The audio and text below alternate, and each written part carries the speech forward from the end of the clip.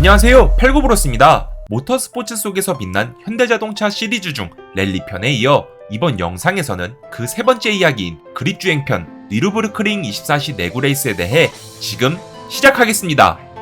그린헬 니르부르크링의 탄생.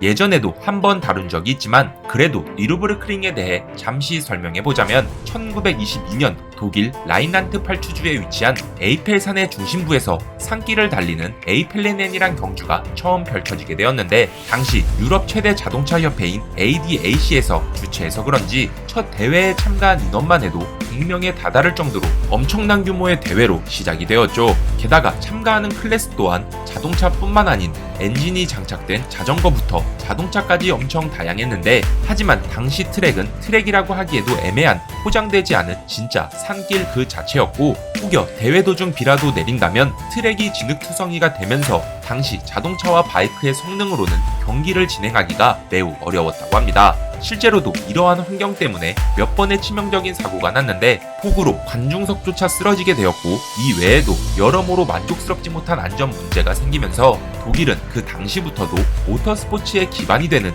전용 서킷에 대한 필요성을 알게 되었죠. 그렇게 1925년 건축가였던 구스타프 아이얼러가 서킷을 디자인하고 독일 정부 자체에서도 실업자 구제 대책 사업의 일환으로 총 28km가 넘는 엄청난 길이의 서킷을 만들게 되었는데, 그 서킷이 오늘날의 니르부르크링 서킷이 된 것입니다. 그렇게 1927년 니르부르크링이 완공되고 처음 치러진 ADAC 아이펠레넨에서 우승을 차지한 루돌프 카라치올라는 당시 니르부르크링을 산 한가운데에 나있는 트랙 주변의 계곡과 마을은 표현할 수 없을 만큼 아름다운 전망이지만 180개가 넘는 커브 구간과 급경사 구간은 자동차 엔진에 엄청난 스트레스를 주기도 한다라고 인터뷰를 하기도 했죠. 또한 산을 바탕으로 코스를 만들었기에 300m가 넘는 고저차가 있었고, 게다가 코너 구간도 많아 당시 영국의 F1 선수였던 제키 스튜어트는 니르부르크링을 그린헬 녹색 지옥이라는 별명도 붙이게 됩니다. 특히 F1에서 3회나 챔피언을 차지했던 니키 라우다는 니르부르크링에서 대회 도중 차량 문제로 베리어에 들이박으며 화재 사고를 겪기도 했는데, 이 사고로 그는 화상을 입고 거의 죽다가 살아나기도 했죠. 당연히 그 광경을 본 다른 선수들은 더 이상 니르부르크링에서 경기를 할 수 없다고 불참 선언을 하게 되었고, 이에 니르부르크링 감독위원회는 시대가 변하면 변할수록 자동차의 성능은 더 좋아져 빨라지는 자동차에 초점을 맞춰 서킷 디자인과 트랙 길이 및 안전 문제에 신경을 써서 더욱 현대적인 레이스 트랙으로 새롭게 건설을 시작했다고 하네요. 그리고 1970년에는 드디어 20만 명 이상의 관중들과 함께 첫 니르부르크링 24시 내구 레이스가 개최되었죠. 여튼 니르부르크링이 만들어질 당시 우리나라의 실정을 보자면 자동차는 고사하고 광복을 하기도 전인 대한민국 임시정부 시절인지라 유럽보다 자동차와 모터스포츠 분야에 한참이나 뒤늦게 출발을 했지만, 그래도 100년 후에는 당당히 그곳에서 우리나라의 현대자동차가 우승을 했다는 사실이 어떻게 보면 참 자랑스러운 것 같네요. 가혹한 레이스에서도 검증된 현대의 2.0L 터보 엔진. 현대자동차는 2016년 5월 현대자동차의 고성능 브랜드인 N이 출시하기도 전에 니르부르크링 24시 내구 레이스에 참가해 앞으로의 N 브랜드에서 사용할 2.0L 가솔린 터보 엔진을 검증하는 시간을 갖게 되었습니다. 그래서 당시 레이스카를 보자면 i30 2세대 모델을 기반으로 N을 위해 개발된 2.0L 터보 엔진과 6단 수동 변속기를 장착한 프로토타입의 이 레이싱카는 장장 24시간 동안 총 91랩을 달리면서 해당 클래스에서는 4위, 모든 클래스를 통틀어서는 158대 중 92로 들어오며 완주를 하게 되었죠. 물론 결과를 놓고 보면 SP3T 클래스에 참가한 7대 중 3대가 리타이어하면서 스바루 WRX와 아우디 TT, 세아트 레온에 이어 실상은 꼴찌였지만 녹색 지옥이라고 불리는 서킷에서 첫 출전만에 24시간 동안 멈추지 않고 완주했다는 사실만으로도 정말 대단한 것 같습니다. 게다가 이날을 기점으로 현대자동차 고성능 M 브랜드의 첫 번째 도약은 시작이 되었고, 이후 이 2.0L 터보 엔진은 벨로스터 N과 코나 N, 아반떼 N에 장착이 되면서 N 차량들에 두루 쓰이게 된 것이죠. 지옥의 레이스에 직접 참가한 현대자동차 남양연구소의 연구원들.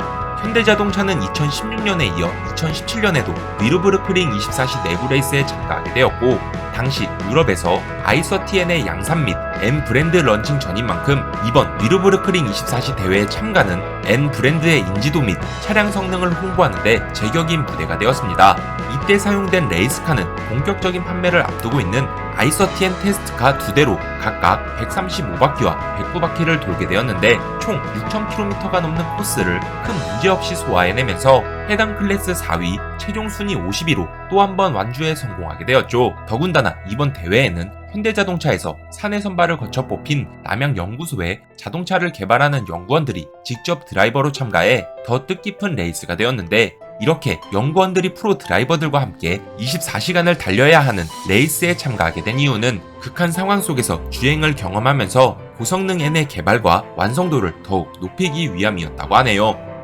본격 순위권 사냥에 나선 아이서티엔 TCR.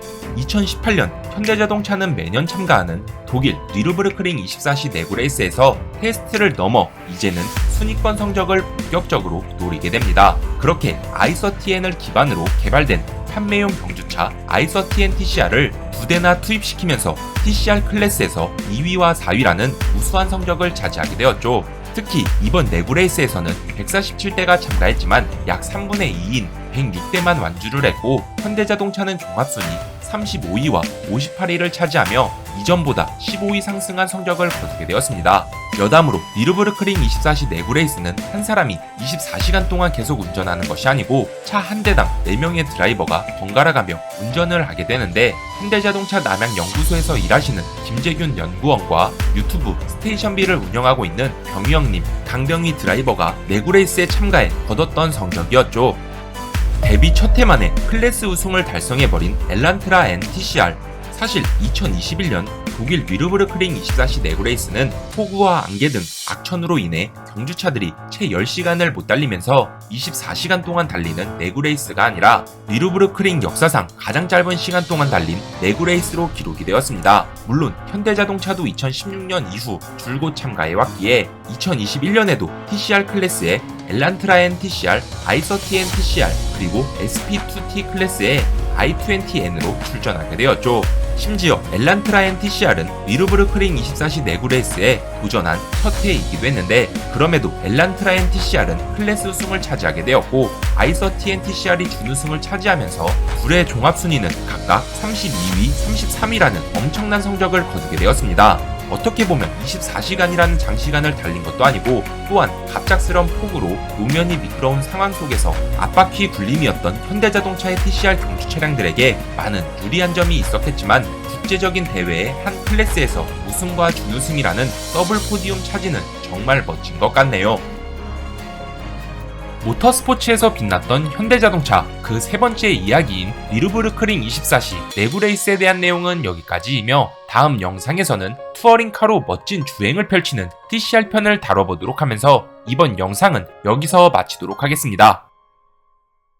오늘의 정보는 어떠셨나요? 재밌게 보셨다면 좋아요와 구독 부탁드리겠습니다.